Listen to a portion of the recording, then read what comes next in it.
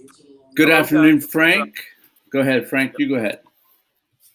Yeah, so hi, Noah, and hi, everyone. Today we're joined by Rudy Ruettiger, Daniel Ruettiger, better known as Rudy Ruettiger of the famous movie 1993, about a long shot guy who had a dream to play for Notre Dame football and made it happen. So we're going to have this for about 30 minutes, and then Noah and I will continue to philosophize. Rudy, welcome to the show.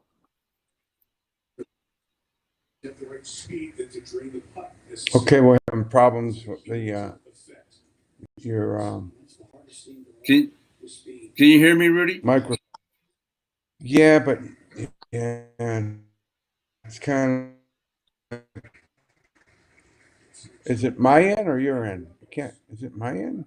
Is there a TV playing in the background? That might be cutting off the mic and speaker. Yeah, well, that's golf, man. You're asking me to turn golf off? Really?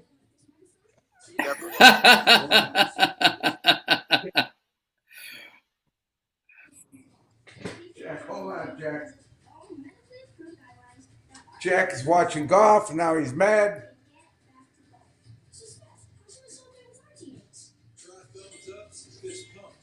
Where's the TV?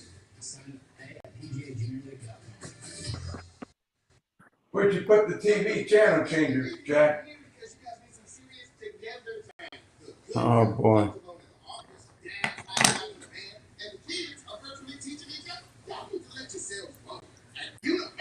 Here we go, Jack. Don't get mad. These guys making me turn this off. Now you got Jack mad. So he loves golf. I got to introduce him to Winston. Yeah, Jack So- is.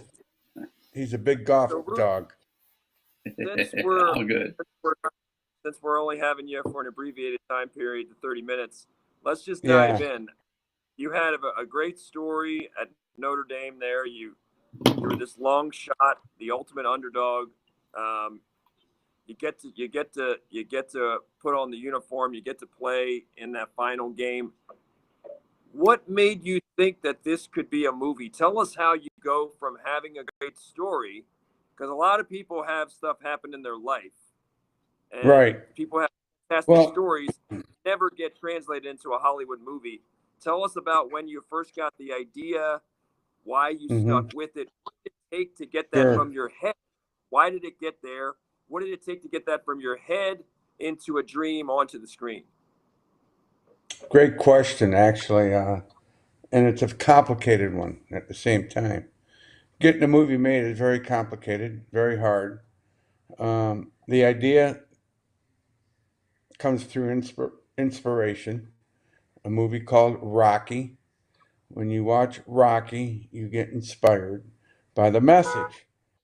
Then you think about, whoa, that's the same type of journey I went through to get to Notre Dame, somewhat. The true second chance underdog type of guy. So I thought maybe there's a lot of kids, a lot of people who need a second chance in life, who just need to identify with maybe not boxing, maybe not football, but through the common elements that we walk through every day in life. So I used the sports platform to introduce these messages of hard work, perseverance, never quit, vision, adapt to the process, don't lose focus on the goal, but change the process. Always another way. So putting those elements together started to make sense for a movie, because when you do a movie, you want to inspire, entertain, and bring home the message. Now, you don't walk into Hollywood and say, do my movie. You just don't do that. It doesn't happen. But I thought differently, because sometimes ignorance is your gift. When you know too much, you probably wouldn't do it. Just like Notre Dame, it's best not to know what you think you should know in order to do what you need to do. Just go out and do it, and you find out the answers as you go. A lot of people want you to know the answers before you do it. Sometimes that's a deterrent. Sometimes it's it's a negative setback. And people probably won't do it because their analytical mind and their mindset says, "Oh, I can never do that. I can't try. I'll never have that happen to me." That's the problem with too much information. When you have too much information, it's better to have people around you once you get into the process to give you answers that you need to know so you could do what you need to do. That's where the complications come in. That's where the hard understanding comes in because most people need to know before they do what they need to do. I just needed to know what I needed to know in order to do what I need to do. So the process with Notre Dame was really the essence of education was my key, um, because most down in education when they are recognized as ADH or learning disorders, which means learning disorders are an asset, not a fallback. Learning disorders means you have to teach differently, visualize differently, communicate differently. Teachers always do it the traditional way. Not good. When you learn traditionally, sometimes you miss the ball, and you miss a lot of kids who have big visions and big dreams. 40 to 60% of your millionaires are dyslexic or attention deficit disorders, and that's a fact. Look at all your big companies. Some of them not even went to college to fulfill their dreams. They dropped out of college because it was too boring. You know, it wasn't getting them where they needed to go. But education is powerful. Knowledge is good. You need knowledge, but they get their knowledge differently. Uh, so Now, my Rudy, answer let me was, interrupt you for a second. Did anybody try to talk you out when you had this idea? Because, like you said, a lot of times you know too much. The logical mind will right. talk you out. Did you were you protective of your Everybody, tell a lot everybody, of people? You told every everybody. You had no friends. All your friends are now no longer your friends because one, they think you're crazy. One, they think you went the other way in life. They don't have. They rather have you be a normal guy. You know, like them go to the bar, go have a beer, go to work, come home, pack your lunch. You know, that type of guy. That wasn't me. Uh, yeah, so I had to change my culture, and the United States Navy helped me change that. Being in the Navy, which you did not see in the movie, but you did see Sean Astin carry the sea bag. But the Navy is what put me on track. The mindset. Mindset's very important. Developing your mindset to you could be whatever you want to be if you have the focus. So that's where the Navy came in. But that came through because when I went to high school, I didn't do well in high school. I was third in my class from the bottom. And I mean, I'm not going to college. You're going to work. That's where you're going. And I had different ideas, different dreams. But see, the dream is more powerful than the facts. When you deal with facts, you're probably going to get confused and outwitted, and guys saying, "Oh, you're not smart enough. You're not good enough." And the facts are true. I wasn't smart enough according to them, and I didn't have the grades according to them. So that's where they said you could never do it. Well, my mindset was grades were not the answer. It was desire, heart, determination, and find another way to get there. Because I already knew I was smart, but people academically told me I was stupid. Now, how many kids does that happen to? It probably happened to you. Probably happened to did. all of us You did. along the way. Yeah, But Rudy, and you say to how did yourself, how did you get from that dream in your head to finding the guys that worked with Hoosiers on the famous another famous sports movie Hoosiers? well, How did that you actually get again, in front of somebody and get it on the screen? that's a movie within itself. That movie's better than Rudy because finding the right people is the key, and it takes a long journey, and it takes the focus of not losing the sight and the feeling of your purpose. Most people don't have purpose, and that's why they quit. You go ask a Navy SEAL guy, how come he made it, and how come guys quit? Because they had no real purpose. They had no heart, no desire. They burnt their boat. They're not going back where they came from. They either make it or that's it. That's how I was, and that's what the military taught me. Burn your boat, brother. And that's where the mindset came in, I think. And that's how I found the guys from Hoosiers, because I was determined to find that energy. But it came through common people, the people who helped me find that. Common men, mailmen, hotel managers, not the executives. The executives want nothing to do with you, but the common guy does. Because they have dreams and they've been at setbacks and they know where people live and they know where people are. And all you have to do is be in the right place at the right time, I guess. And that takes perseverance and not giving up. Everything's timing. So to explain how I found Hoosiers is probably not the way you want to find people to get your job done. But my whole point is you will get it done. There's many other ways of getting it done as well. For an example, only way I found Hoosiers through a hotel manager, the guys who wrote Hoosiers, because that's when Notre Dame turned me down for the final time. Walking out of a meeting, dejected, and you see a hotel manager saying, "Hey, you need to speak to my brother," and and then he says, "My brother wants to speak to you." I said, "Okay, no problem." I spoke to his brother, and his brother said it's a movie. I said, "Now, how could that be a movie when I've been out to California for 8 years and they say it's no movie?" And they said, "No, it's a movie. You need to speak to my buddy who wrote Hoosiers." Now, wait a minute. How did I find that guy? Hotel manager, common guy that introduced me to his brother that knew the guy who wrote Hoosiers. That's how stuff happens.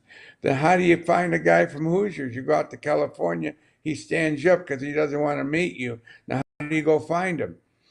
A mailman, a common man passing mail out who had gratitude, who had a tremendous amount of appreciation for his new place in life. And you kind of like thanked him for his smile. And he said, "Wow, no one's ever done that to me." And that's where the connection comes in again. So you don't know who knows people. You don't know who's trying to help you. That's why I say you always nice to the good and bad. The bad actually tells you where to go if you listen to them, because they didn't do it or they got rejected. So you listen to their failures and you learn from their failures and you learn from your failures. So I learned from my failures through the mailman by not giving up on the fact I was going to go find the writer who just stood me up. And the mailman took me to his house, bottom line. So finding him, telling him, uh, Angelo, the store, answered the door. He had nothing to do. He didn't want anything to do with a movie, of another sports movie.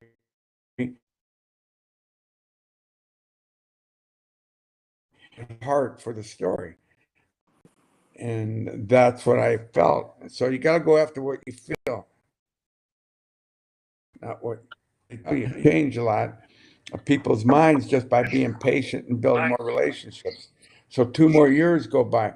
This is where it gets complicated. This is where a lot of people are going to give up and say maybe this is stupid. Maybe after you get fired from your job and you don't have any more friends and you're cutting grass and you're saying, "Why are you doing this stupid thing? You're a Notre Dame graduate.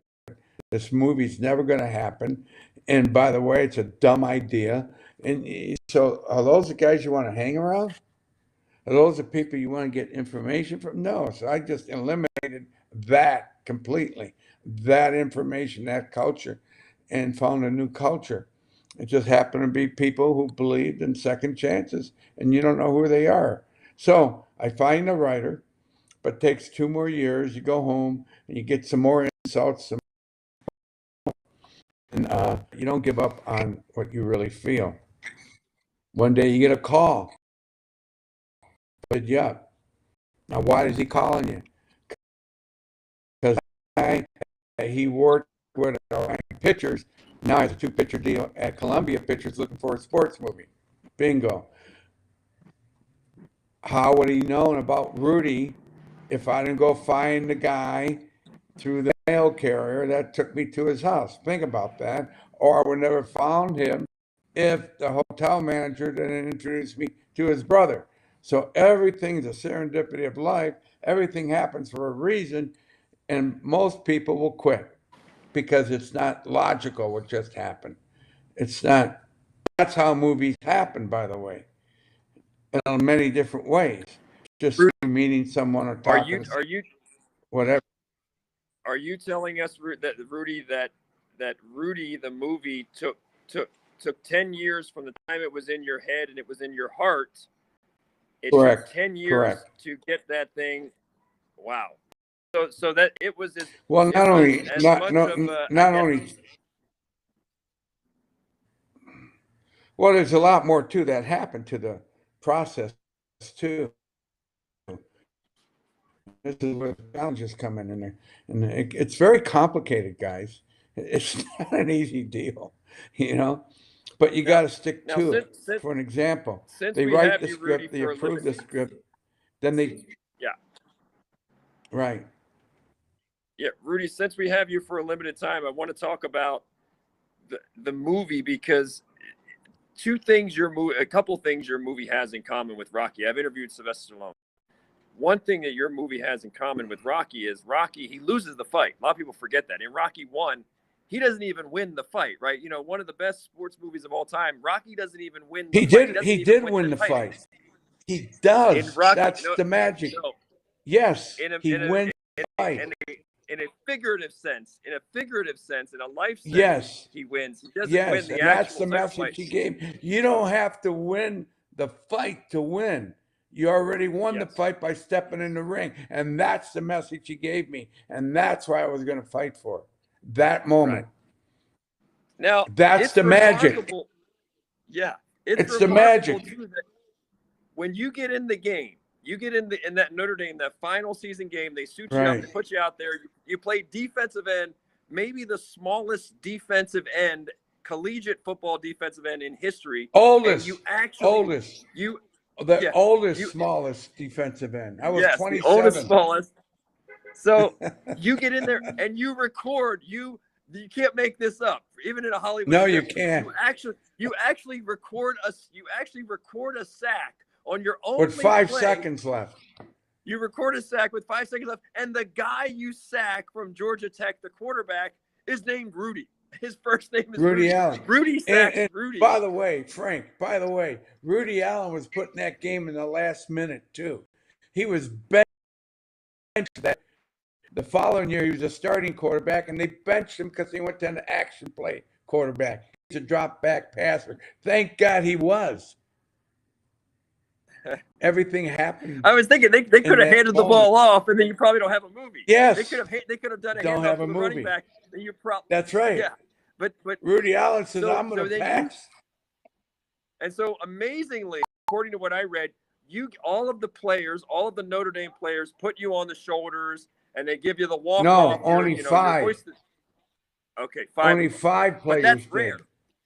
But that's rare. Yeah, right? That's is highly unusual.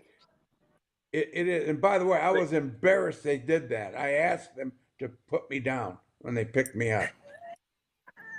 It really was embarrassing for me, you know? And no, they wouldn't, because there were 2 guys on that Howard Meyer and Ronnie Collins. Number one, Ronnie Collins wanted to quit that football team. I wouldn't let him quit. I mentored him not to quit. And he and his buddies came out and carried me off the field. I didn't know they were my champions. And I didn't know that the captain of that football team went into the coaching staff and said Rudy should dress. I didn't know that either. 2 years later, then it all come together. How did I dress? Why did I dress? No one tells you that. Let's talk about, while we have you, Rudy, because we've only got you for another 10, 15 minutes. Your why, your reason. You were never going to be an All-American. You were never going to be a professional football player. Why was it so important to you? Why was it so deep in your DNA that this had to be done? Okay. You were getting beat up. You were getting beat up on the football field on the practice squad. You were getting slaughtered on the practice squad. Why was it worth it to put yourself through that? Well, it was Why was it worth what? it?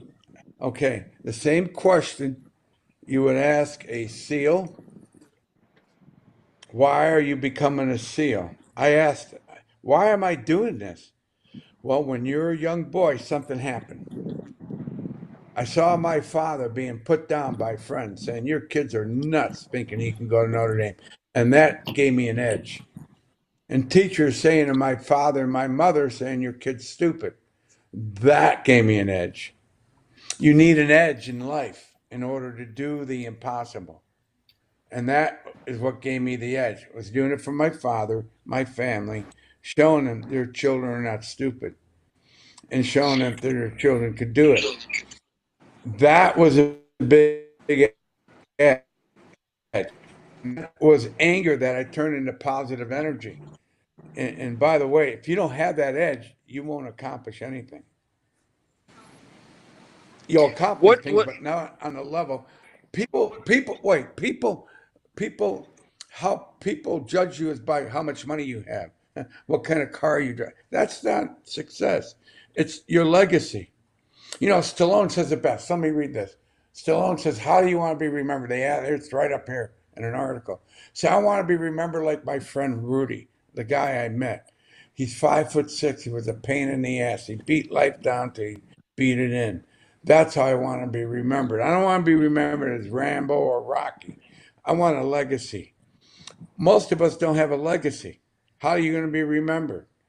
That's why athletes have a hard time once they quit, once they leave the sport. No one remembers them. You know, they're forgotten. But you don't forget Babe Ruth. You don't forget Joe DiMaggio. You don't forget the great ones that had a legacy.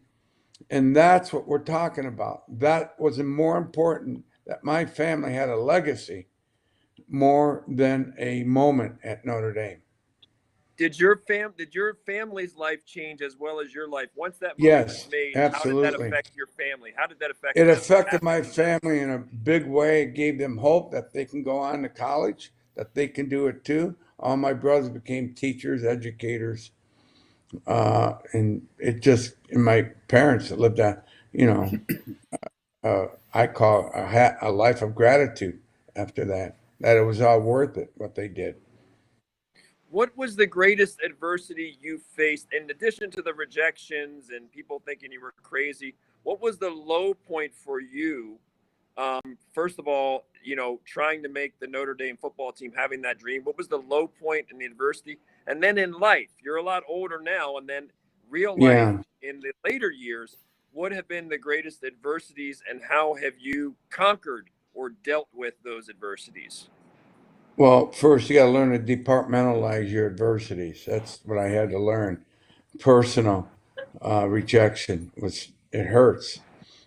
Uh, you want to be somebody, and people say you're nobody. That hurts. How many kids are bullied that way? How many people are bullied that way? And so if we departmentalize all that and look at ourselves, say, you know what, I'm worth it. And don't ask your friend and don't ask your coach or ask your teacher. If a coach is picking on you, go up to the coach and thank him. He's going to say, what are you thanking me for? Because you're showing me what not to do, dude. You know, if a teacher calls you stupid, go thank this teacher. The teacher would say, what? Yeah, I'm never going to be like that. But you don't have to say that. They will know that by you going up there saying, thank you for what you just taught me. I won't act like that. I won't be like that. You know, that is character. And that is why it works. And that's what Stallone and I don't know what you talked to Stallone about, but I know the conversation I had with him, and it was all about his legacy and how he wanted to be. And he was figuring all that out because we all make mistakes. We all go down different channels. Hey, the movie Rudy was approved and disapproved. I mean, it was ready to go, then they canned it. And you had to go fight back to get it done. And Notre Dame says, no, we don't want a movie. And you had to go fight with them in a positive way. And it all comes together if you do it right. But it just takes time. Then the athletic department didn't want to see the movie shot because Rudy was not one of their lores, not a Notre Dame lore, not one of the Notre Dame greats. So he had to fight that. That's the stuff you fight. But you departmentalize that, say, hey, they don't understand. They're good guys. They just don't get it. That's okay. That's hard to do. If you have faith in yourself and you know who you are, they won't bother you. They just won't. It's like water off a duck, man. It's funny to watch it once you know that. It's funny to be that person once you know you can't affect me because I know who I am. That's the complicated process that I'm talking about. So you didn't take a lot of things personal, all of the rejections, all the setbacks. That's a crucial part. You just kept Yes. plugging, you kept banging. You don't take things personal though, and that's very Then important. take it personal. You can't. Once you take it personal, it's over. That's what I tell my son the same way. My daughter, who just graduated from the Boston Conservatory in Boston. It was hard for her, but she persevered because, I live in Vegas and the weather in Boston's a little different. It's cold, rainy. And my son plays hockey. He's going to ASU next year, and he didn't have the greatest coaches for hockey. I said, Danny, how many kids get to do ice time? Not many, so appreciate what you have. So you got to show him what he has, what he doesn't have. And all these things that you teach your children is called gratitude and appreciation. Don't worry about what the other guy has. It's what you have and what you could do with what you have. And that's when I talk about very complicated areas of the mindset. But you departmentalize and you can get through all this. My nephew just went through Marine reconnaissance training, and he had to do the same process. I had, mentored him. Hey, look, you're going to do it. You want it, you're going to do it. So just do it.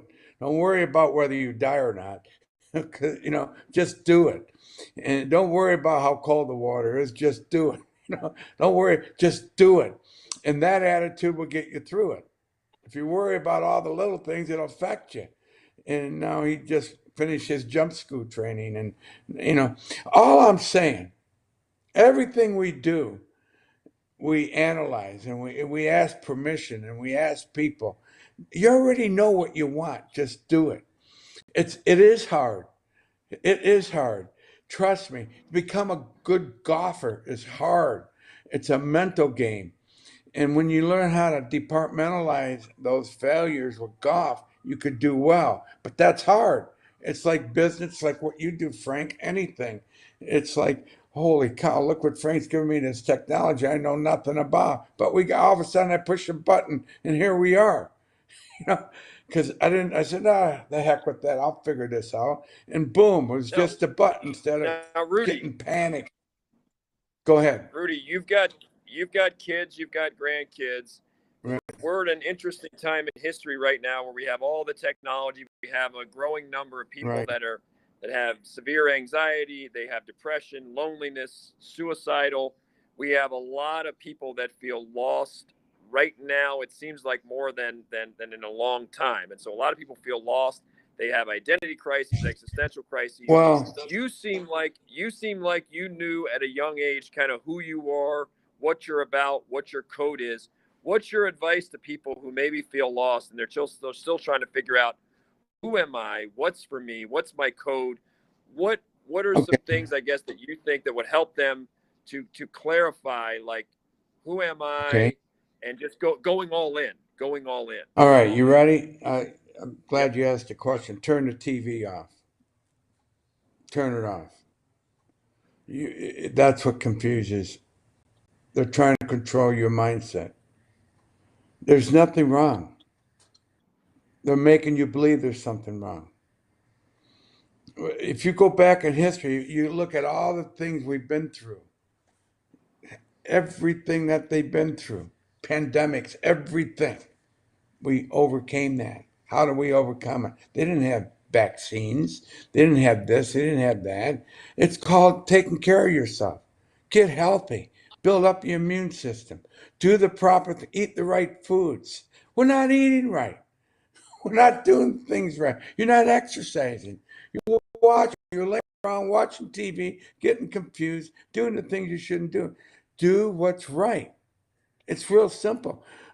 Eat the right foods. I mean, that is what you should be doing, but they're telling you much different. So turn the TV off and do what's right. That's one. Two, get around the right people, positive people. Read the right books. Listen to the right music. Get inspiration to do your action. You don't dream, you get inspired, you dream. You don't dream to get inspired, you get inspired to dream. And once you get inspired, you dream, then you find out what you need to do. Get around people who will help you, help you get through the moments that are tough. You need people, mentors. I have mentors around. I have coaches who are good people who helped me get through it. Didn't tell me how to do it. Says, Rudy, you could do it. That's all you need, and you figure it out. We figure it out together, collaborate. Those are the things. Right people, right culture, right information. Turn off the nonsense. Turn off the goofy music. Turn off people that confuse you. Don't let people control your mind. That's called mindset. Get your mindset right. Now, Rudy, you did some boxing? We were in combat sports. Noah and I'm in a black belt in Brazilian Right. Jiu-Jitsu. I've been in combat sports a long time. Noah's a blue belt. We love the martial arts. We love UFC. Did you do some boxing in your younger years? Tell us about your boxing days, if you did. What did real you learn quick from that? boxing's, and I did it to get in shape at Notre Dame. And once I stepped in the ring, it was kind of like, hey, he's not going to beat me. I had that edge again, and because I was a Navy veteran, and I knew what it took, and took a lot of hard work is what it took, a lot of training. Most of the guys never trained right, so I would beat them physically through training, not through my skills. I didn't have the skills. I'll punch you. You're gonna have to punch me harder, that type of thing. So boxing to me was me getting in shape for football, and it helped me. And in turn, I wanted to win and be a champion at Notre Dame. So that was important. So all that got me respect. So that helped. That's the only time I boxed was at Notre Dame. That was it, to get me in shape for football. So I had to do certain things in order to get in shape, in order to go out there and compete, at least compete holding the bag or getting hit, by these big guys. They have more skill, more talent. They're faster, meaner, tougher. So I had to act tougher, or at least show them that I'm not intimidated. So, that in itself helped me get through when I needed to get through at Notre Dame. Boxing really helped me. Were you an inspiration to your teammates at Notre Dame? I mean, was your sense? Did I have you no like idea whether I was or not. That's a great question.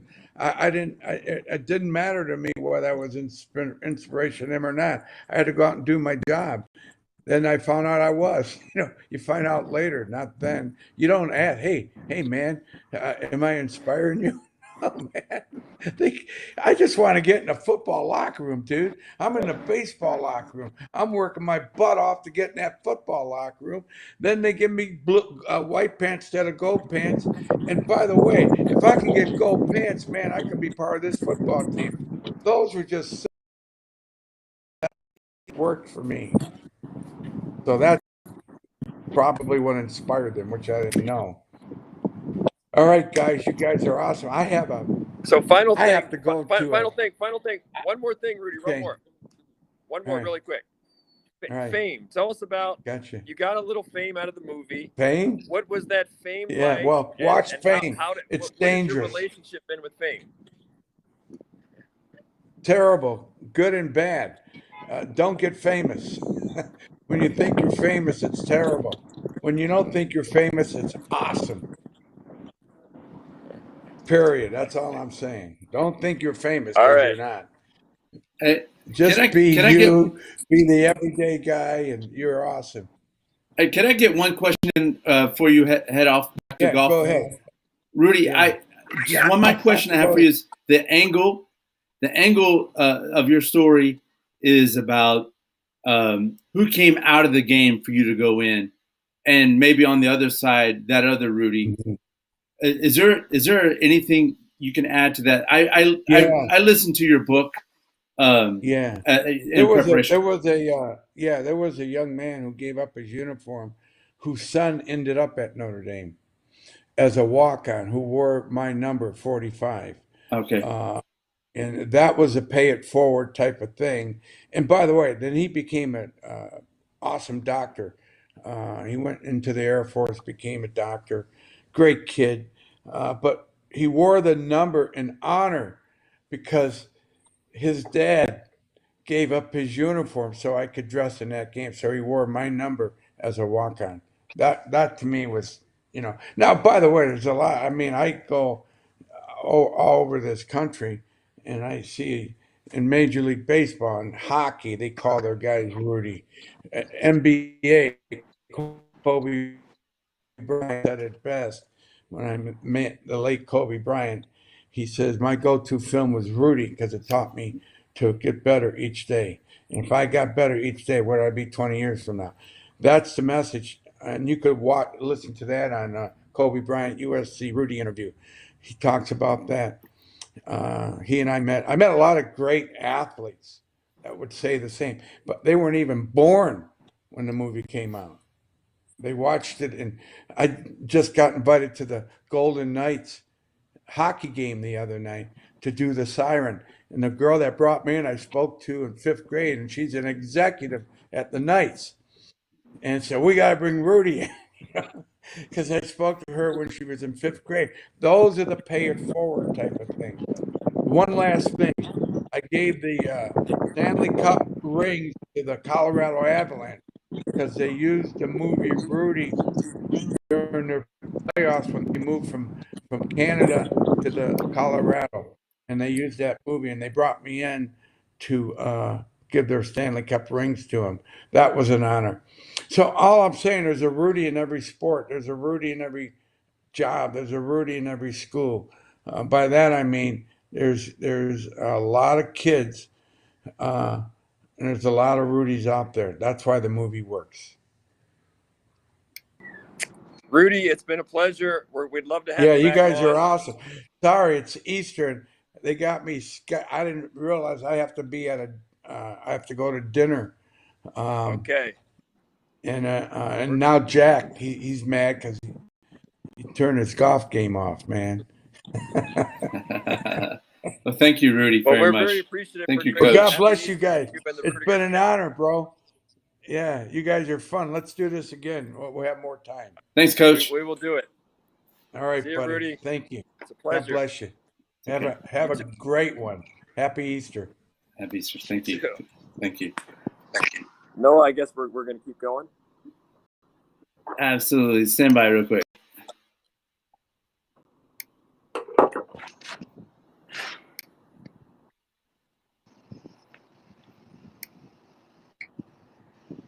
All right, Frank. Yes, sir. That was great. A little glitchy with the feed, but that's whenever you're relying upon everyone's devices, and the Wi-Fi it does slow down things. But I'm pleased with the outcome there. That seemed like I was taking notes. I filled up a few note cards here. Turn off the TV, be around the right people, mindset, and I have number 45. Yeah. I thought, and remember, the name of this podcast is Everman BJJ, sort of the common man, the common woman, and that the idea that there's greatness or there's some, this great magic in every one of us, and it's just what's it going to take to pull that out of us, right? To awaken us, our true potential. And this is a guy, and what I remember him saying, you and I have talked about this many times, but that there was an anger there. There was a chip on his shoulder because the teachers and because other people would say to his parents, your kid's not this, your kid's not that, your kid's not smart enough.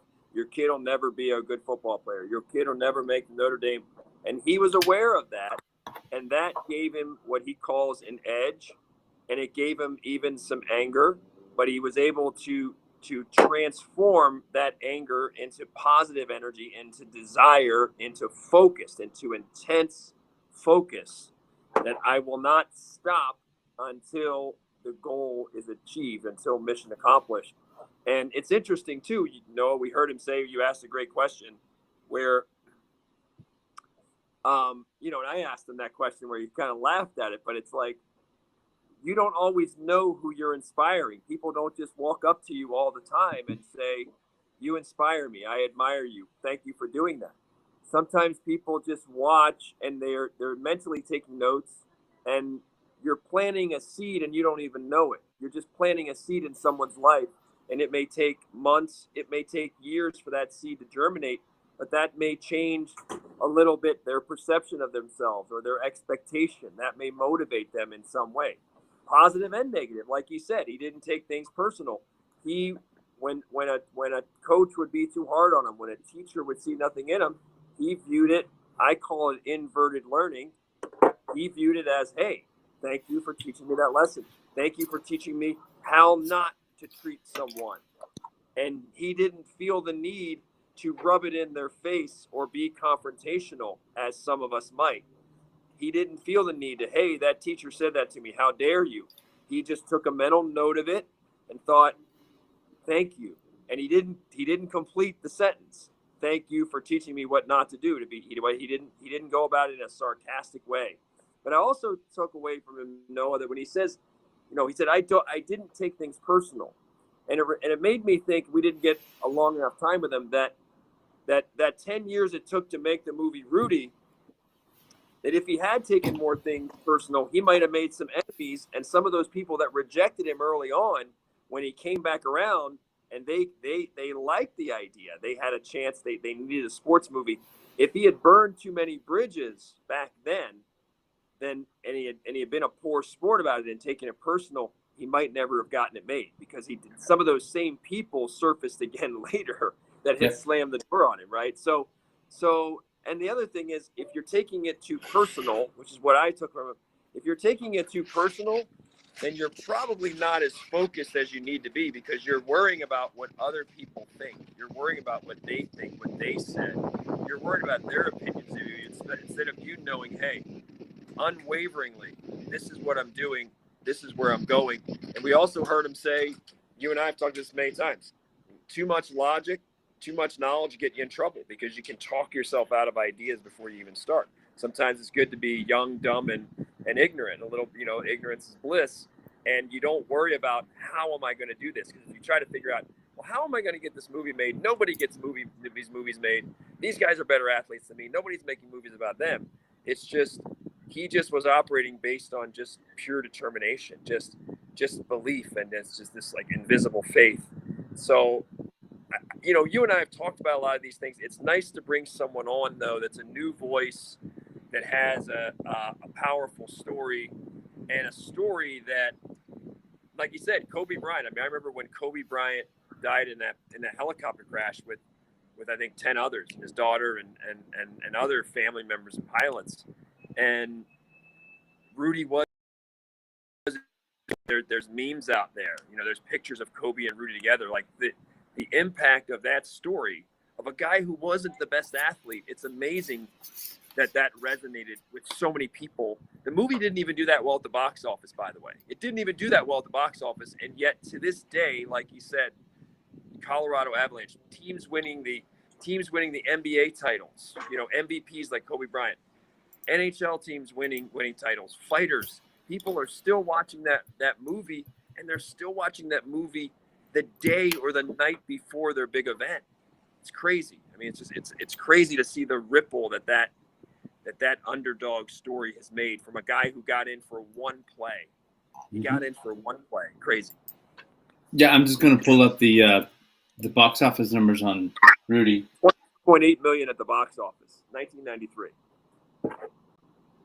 Those are not big numbers for a movie that's widely considered probably one of the 10 best sports movies of all time, at least in the United States. Those are modest numbers, but 10 years, holy mackerel. I always wondered how he got it made. I mean, that was an exercise in persistence, the same as him getting on the field. It's crazy. Yeah, as I mentioned, I listened to his recent autobiography, Rudy, My Story. Let me double check that. The name of the title. But it gave a lot of the background. You were asking about the movie itself.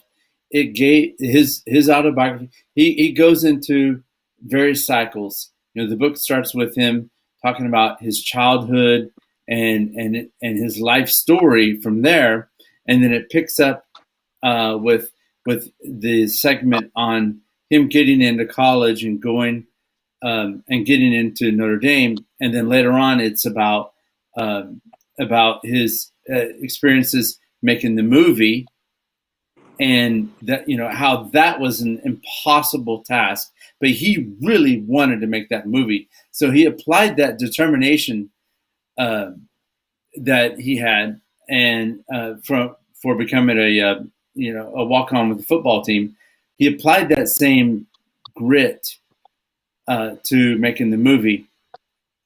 And there was one question I wanted to have with him, and so I think what I like to do next time we sit down with Rudy, let's physically sit down with the man in the same space. Since he's here in Vegas, we could try to do that, and we'll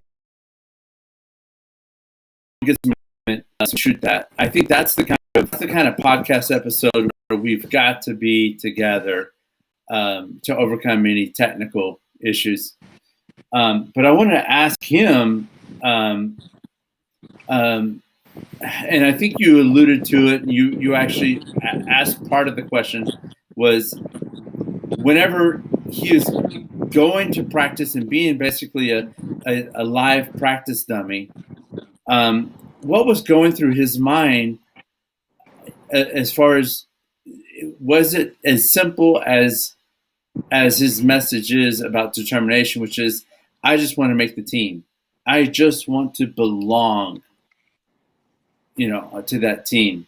He did say, he gave a little window into that. He said, I wanted to go from white pants to gold pants. And yeah. What I took, white pants is like you're the practice squad. Yeah. Gold pants is you're suiting up for the game. And, something, it's like when you're on a jiu-jitsu mat. Like if you're out there, all of your why, like all of your reasons why, I mean, normally there's exceptions, but normally you're not thinking consciously. Like there's not a conscious dialogue there normally during it. Like, hey, I'm doing this for my kid, or hey, I'm doing this because people said I can, or whatever. You're who you are at that point. You know what I'm saying? Like at that point, you're on autopilot, and you're just who you are. You're, all that self-talk is, when you lay down at bed at night, or you're thinking, you're driving, you're thinking about it, or you're hiking or something. But when you're out there, it's just who you really are. If you're trying to talk yourself up on the mat during it, then you just probably aren't the thing yet. You're not that. If you're a gorilla, then in the heat of battle, you're a gorilla. You don't talk yourself into being a gorilla while you're out there. The time to talk yourself into being a gorilla is before. When you're out there, if you're a gorilla, you're just a gorilla. You just are. It just is. So when somebody hits you, I played football. When somebody hits you, it's just you're not having a paragraph of dialogue. You're just like, you're either the kind of person that's like, all right, you want to hit like that, or you want to do it like that. You're the kind of person that's like, look, I'm gonna get you. I'm gonna get you on the next play. You're either that kind of person, or you're the kind of person that's like, oh damn, that was strong. That hurts me. That's this. Or you're the kind of person that's like in a boxing session. Oh, you want to hit hard. You want to hit hard. You think you hit hard, right? And then you flip a switch. These are quick decisions. These are not paragraphs of dialogue. Because you're in the heat of the moment. And But I thought that what that story reminds us too, though, and that and Rocky remind us that how do you measure victory? How do you measure, like we said, he said, oh, I won that. I won. Well, I won, and I'm thinking, well, when you go to write the script, you're like, well, the guy got in for one play. He get in for one play. Yeah, you get a sack, but, that doesn't make you a champion. It doesn't make you great. It doesn't make you a really good athlete, right? But in his mind, the way that he measures victory, that was a win. And for Sylvester Stallone, Rocky, Rocky has like 20 some in the movie.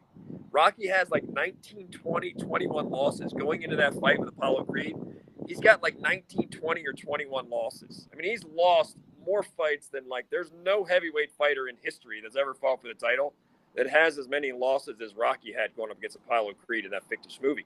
And Rocky fights valiantly, but he loses the movie in Rocky. He loses the title fight in Rocky 1. He doesn't win, and yet it sticks. And especially what's amazing in Hollywood only likes to make movies, okay? Unlike other countries.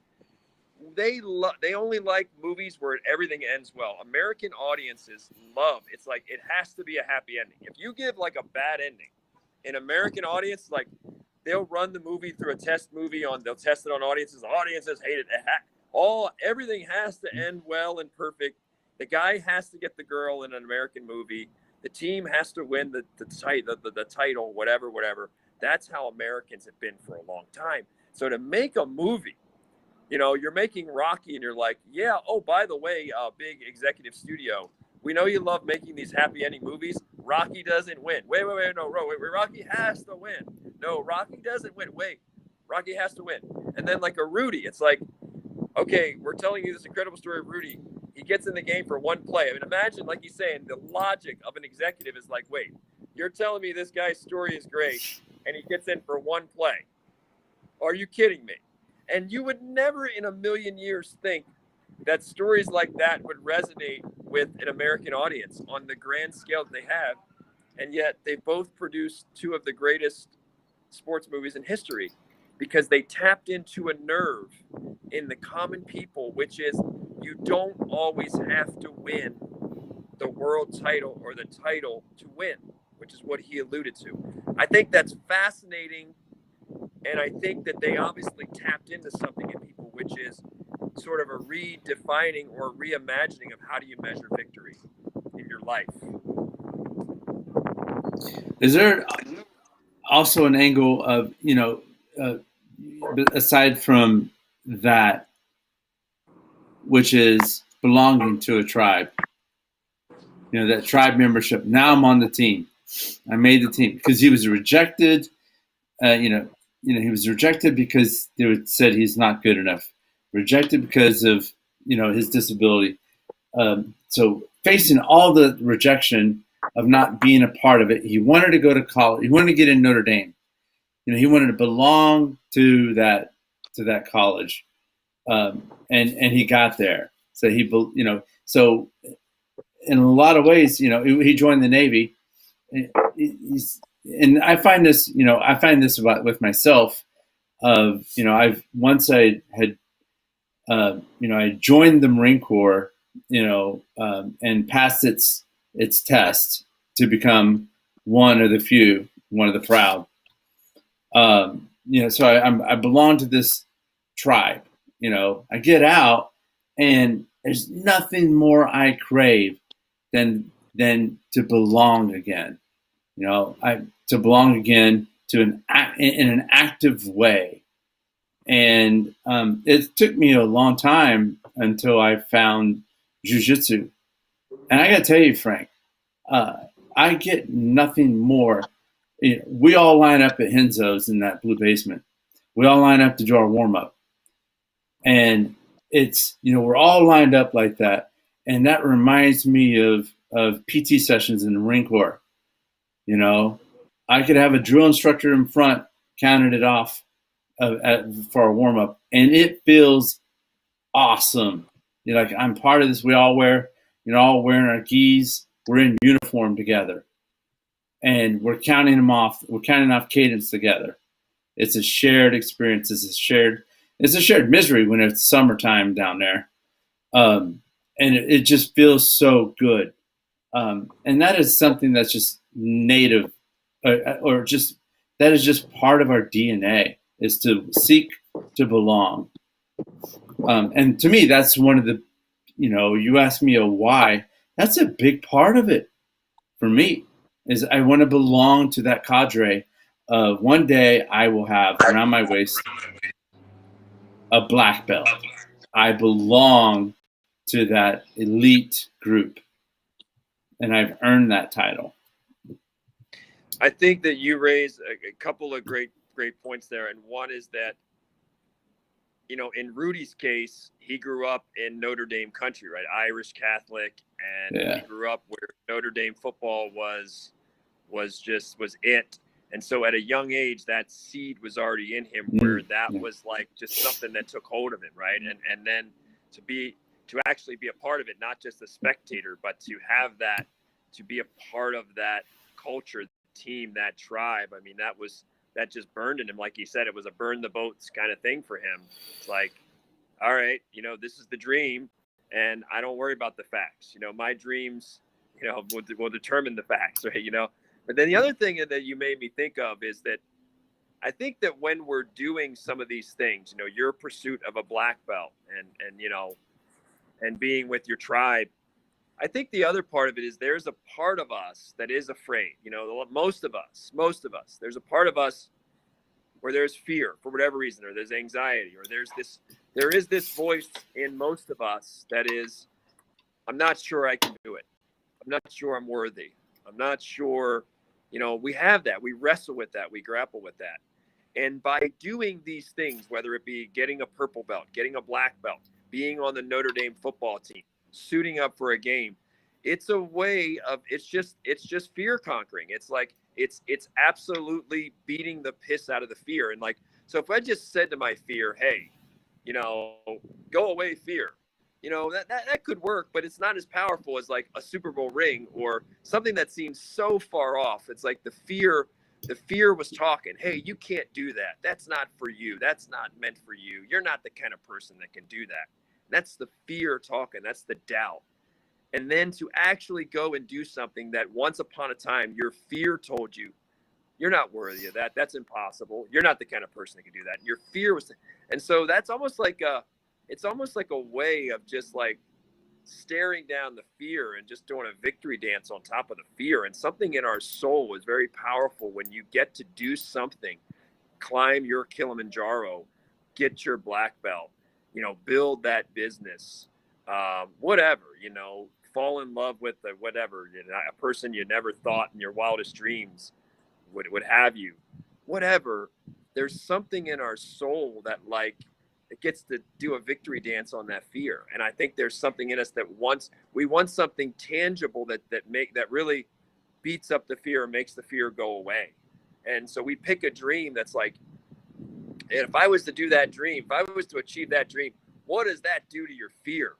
Like, you might still have fear in you, but you're not going to have as much. You get a black belt, you might have fear in you, but you're not going to have as much as you had when you were the white belt or before, pre-white belt. You're not going to have as much fear as you had then.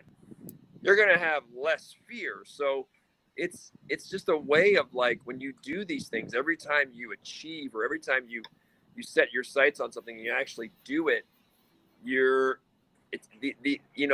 faithometer, or your level of faith, or your faith score, or whatever, it goes way up, and your fear goes down. And I think there's just a part of our soul that, it's not the gold medal. It's the knowing that, we're conquering some kind of fear in us, because like you said, we all have that, and we deal with it, and we wish we didn't. And we're like, I don't feel worthy. I don't feel good enough. I can't do that. I'm never going to make it. I'm never going to make this go away. I'm never going to fix this. I can't change my past. I'm embarrassed of my past. And then to actually pick a goal that's so big that it makes you feel like less afraid, less anxious. That there's magic in that, pick goals that can do that could slay some of your faith in you. Not all of it, but that could diminish it. once you realize that goal, and, I'm just thinking as I go through this, um, you know, if this were a maze, and I'm living my life like like a rat through a maze to get the cheese, and that's the cheese that I'm chasing. Where does that end? Where do you go? Oh, I'm satisfied. I don't need to chase another goal. Or how do you keep that? How do you keep that striving alive? Let me tell you a story. Let me tell you. How do you keep it alive?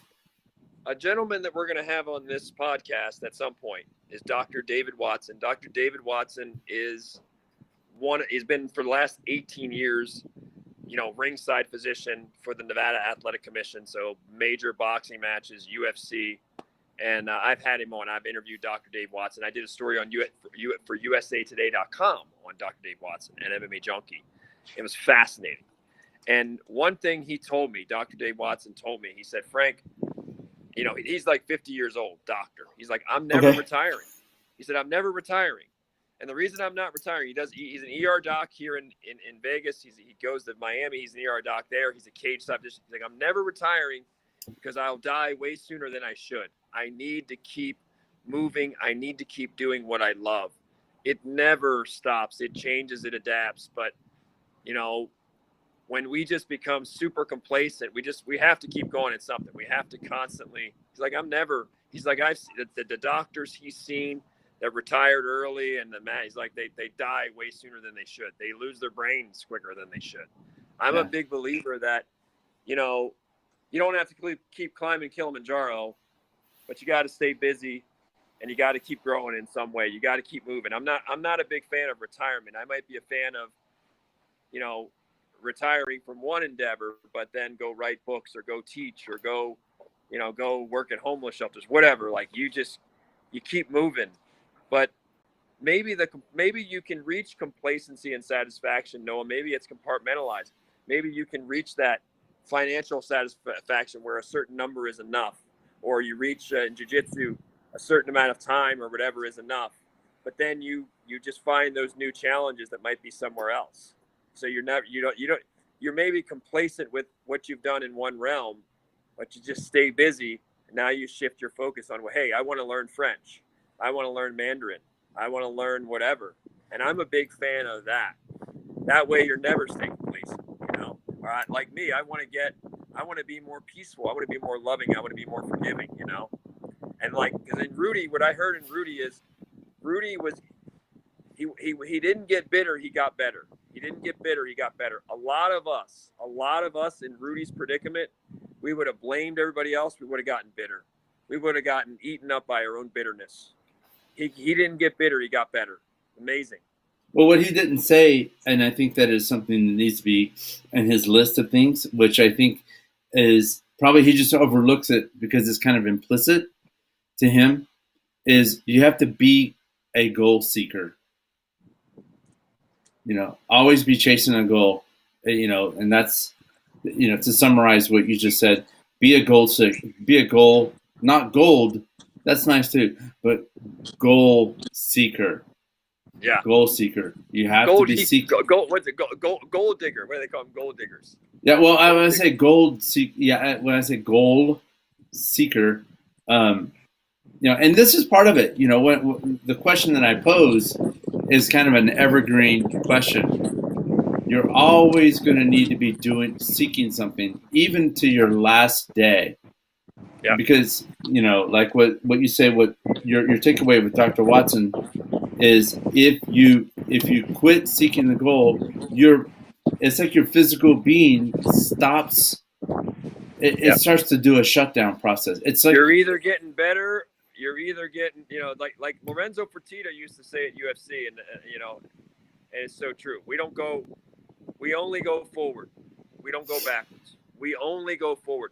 Your soul, whatever that means, maybe it won't be as a jiu-jitsu competitor.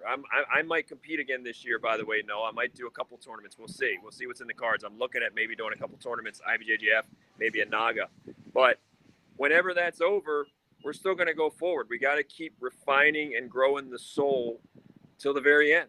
And when you do that, you live longer, you maximize, you optimize, and I just think it's more fulfilling. And I think we make a better ripple, a better impact on. We contribute more. We contribute more to the world when we do that. Yeah. All right. Well, that was a good podcast today. We got Rudy on. We got him. That's good. Yeah. We tried to get him on last week or week before last. My days have run together. Pandemic brain where days just fly by. I've been busy with the sheepdog, just training with him a lot. But I got to get that dog trained up. He's a big boy now, so he's in training as well. I like to get him through his certifications, and it's good. I'm in a good season right now of chasing some goals down, and whenever you start to achieve goals, you got to use that last, like that last push before you go on. Like, okay, I've got 25% of this goal remaining. Before you put the hammer down to complete that goal, you gotta, in my opinion, that's a good time to break and do okay, what's my next goal going to be like? Before I start into like wrapping up a goal, take a few minutes to. What's going on? Oh, we have a worker that's yelling to another worker. Oh, okay. Excuse me, I'm gonna sneeze. Oh. I have to go. All right. Bless you. Pardon me. Bless you. Allergy season. Okay, buddy. I'm gonna wrap it up here. I'm gonna get some sun, get the little workout in. But I am looking at some tournaments, man. I've been looking at the IBJJF calendar. I've been feeling better, a lot better in training. So we'll see what might get down to Miami in May. I might do the Masters Worlds they moved them to November. They're in Vegas, so got to look at the calendar. I might do the Nogi Masters too. My weight's like 37, 38, so pretty good. Okay. Well, yeah, I was going to say before you get to wrapping up that final goal, it's good. That's a good time to do some planning on your next one. It sounds like you're in that phase where you're contemplating your next goal after you complete these current ones. You got a big board. It's a big board, yeah. If you can take, yeah. I mean, I've been alluding to a metaphor of you want to choose a goal like it's a seed being planted in an environment. You want to plant that seed in the right environment so it's optimal for that seed's expression of itself. A tree is nothing but an expression of the seed in an environment. Your goals and goal accomplishment happen in an environment. They don't happen always in the most optimal place. You want to try to make as most optimal. You're planting a pecan tree here in Las Vegas, not going to happen. It's not a good place. Just like if you just had a baby and you're trying to write a book, do a triathlon, and you finish your college degree all at the same time, that's not the right environment. You have to choose one goal that is optimized for that. It's about taking that seed, which is your goal, and expressing it in the right context. So it's not just about this. Yeah, and choose a goal, not just choose a goal that will force you to become a certain person. So whatever that kind of person, certain goals, in order to achieve them, would force us to become a certain kind of person. They force you. Choose a goal that's big enough to make you become a much better person, or this far better person. Like a lot of times we're choosing the small goals, and those small goals, they don't force us to really build ourselves or expand ourselves as a person. They don't force us to grow all these intangible qualities. Like choose a goal that's big enough, that's daunting enough, where you're like, wow, I'd have to become a heck of a person to pull that one off. I'd have to have some really great core values and some great discipline and sacrifice to pull that one off. But choose a goal that's big enough to make you become that person. So It's all in the right environment too. You have to be supported. You have to have the right logistics and support.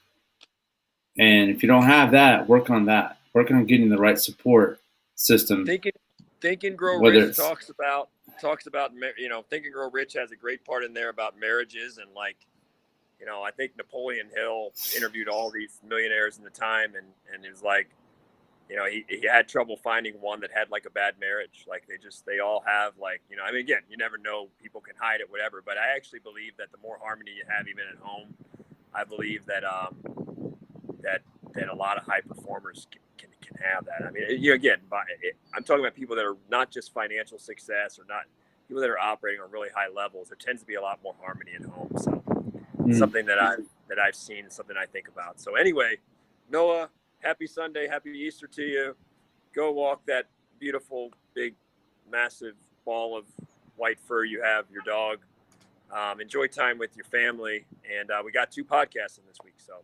Yep. Productive week it's been productive. Yep. All right. I'll see you next time. See you, my friend. All right. So with that, it's been a pleasure. I think Frank bounced, but that's cool.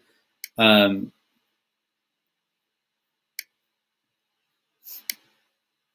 Everman BJJ, we come on 4:30 Eastern, 1:30 Pacific, and on Sundays. And we have some exciting guests coming forward. So looking forward to talking to you again soon.